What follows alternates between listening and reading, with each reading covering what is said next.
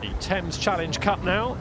St Andrew Boat Club against Agecroft Rowing Club. This is the Agecroft Rowing Club A in the Thames Challenge Cup. Go! And you can hear the power and the strain and laying everything down at the start line here, trying to get away from Temple Island. And Agecroft have got off really well there. That was a fantastically clean start from them.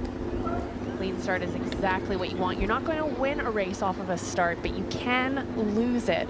So it's important to keep your rate nice and clean, your blade work nice and sharp, as is kind of a start is kind of like in an 8, pushing a fridge on ice. You can't run at it. You have to just get it going, then steam engine through. Momentum.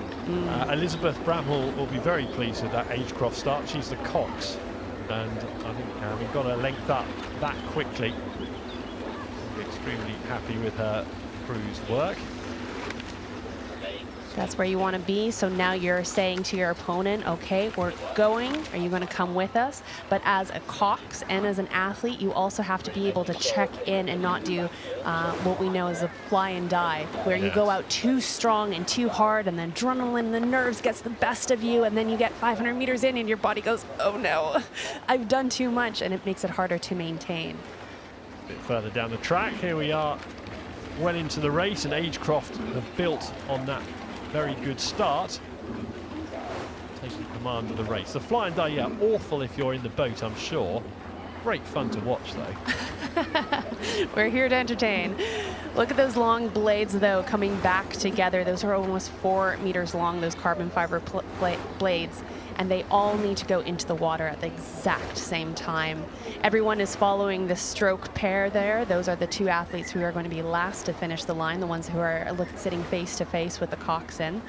And then that message is passed down along the boat there, with every crew member in the boat having a different speciality, a different quality that they bring to the boat. People in bow are very often, because the bow is actually sitting up higher out of the water, they're going to be a little bit lighter. They're going to be very technically proficient because they're going to try and help balance the boat. And then those 4 in the middle, that's my area. I was a 4 seat. That's called the engine room. We are hammers. Everything is a nail, and we're there to bring the power. So that's the role, and it's role specific, is it? So you've got particular attributes that make you very suitable for a 4 seat, for instance, whereas others with different skill sets would be in the bow seat or the stroke seat or wherever else. Yes, there's a certain magic quality that comes to building an 8 that I'm always in awe of for coaches. It's not just taking 8 strong people and putting them in a boat together, but then really leaning into what is the role that I play in this boat, right? And sometimes that can be based on what seat you're in, and sometimes that can be a quality. I think every 8 needs a hype man. Every 8 needs someone to cheer on to their teammates and go, come on, so let's character-wise comes into it as well. What sort of personality they bring to the Absolutely. boat? Absolutely. 9 of the coxes, or even 9 copies of each other, would you? You don't want just a template production line. You need a bit of variety in there. Yes. And that's why I think stroke seat is such a cool seat to me, because the qualities that you need there is not just someone who is a metronome and can set a great rhythm that everyone can follow, but they have to be just crazy enough that when it comes to winding the rate, that they can go there and they can give everyone else a rhythm to follow. Just crazy enough, I like that. Okay, so that's the stroke seat, and you can see in the shot there, St Andrew's Boat Club on the Berkshire station, with a lot of work to be done, because Agecroft in the red, nearest to the camera, coming in front of the enclosures, and they can drop things down and conserve energy for later competition.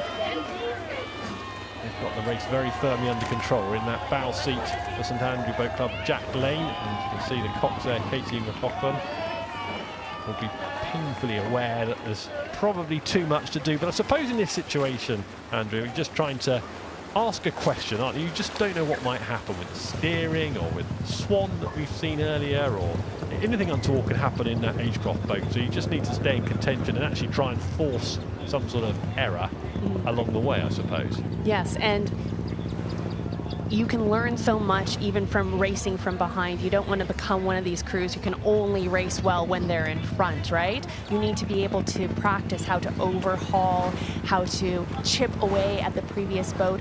And as we've seen in just a couple races ago, anything can happen. Maybe that lead boat catches a crab. Maybe they discover the booms.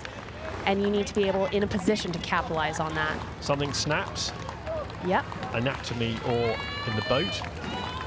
Never know Anything what is can possible. happen. So yeah, just got to keep asking the question. But I think these questions have more or less run out for St Andrew Boat Club here. The Thames Challenge Cup, Agecroft have looked really good. And Hugh Galley in the bow seat, Andrew Jepson, Patrick Wright, Harry Thompson, Jack Coulthard, James Cox, Patrick Barn and Andrus Nemeth. Over the line they go now, the Agecroft boat, and they'll progress through to day 3 of Henley Royal Regatta. St Andrew Boat Club will be heading home.